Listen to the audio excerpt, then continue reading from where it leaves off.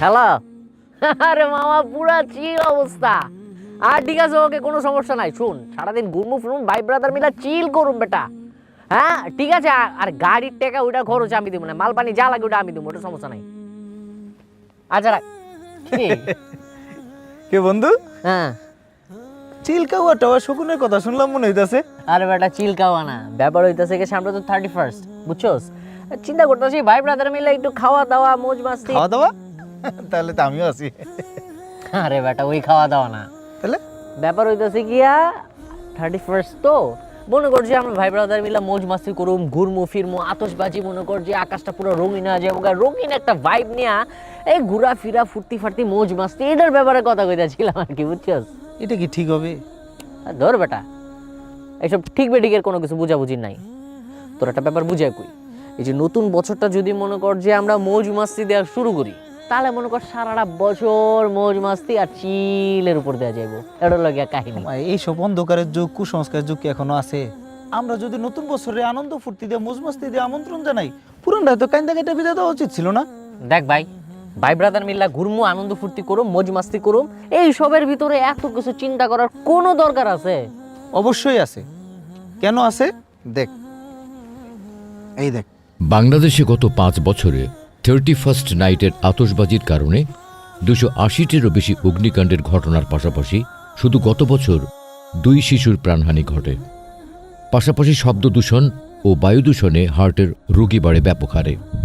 31st নাইটের আতশবাজিতে বিশ্বব্যাপী পাখিরা ভয়ে আতঙ্কে ছোটাছুটি করে। বুলগেরিয়াতে বিখ্যাত ফিঞ্চ পাখি, রোমের স্টার্লিং পাখি সহ হাজার হাজার পাখি মারা যায় এই রাতে। এই রাতে বিশ্বব্যাপী মদ বিক্রি কয়েকগুণ বেড়ে যাওয়ায় মাতাল অবস্থায় ড্রাইভিংয়ের ফলে সাধারণ দিনের চেয়ে এই দিনে অ্যাক্সিডেন্ট প্রায় 117% বেশি হয়।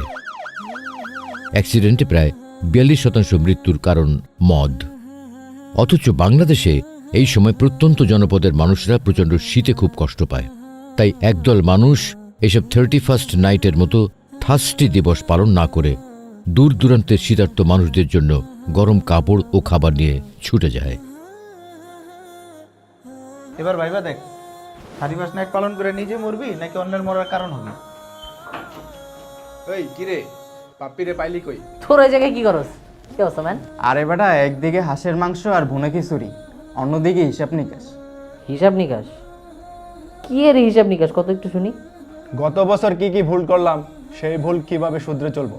আর কতজনকে এবছর দাওয়াত দিছি দিনের পথে, সামনের বছর কয়জনকে দাওয়াত দিমু, এইটারও হিসাব নিকাশ এখানে হবে। এই বছর কতজনরে দান করতে উৎসাহ দিছি, আর সামনের বছর কতজনরে আরো বেশি দান করতে উৎসাহ দিম। নে তো এবার 31st নাইটে কি কি করবি সেটা ভেবে দেখ।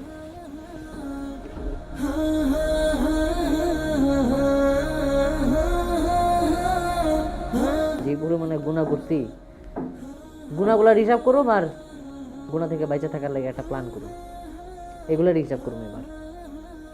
আর আপনারা যারা আমাদের এই কন্টেন্টটা দেখতেছেন, তারাও এখন থেকে প্ল্যান করেন গুণা থেকে কিভাবে বেঁচে থাকবেন।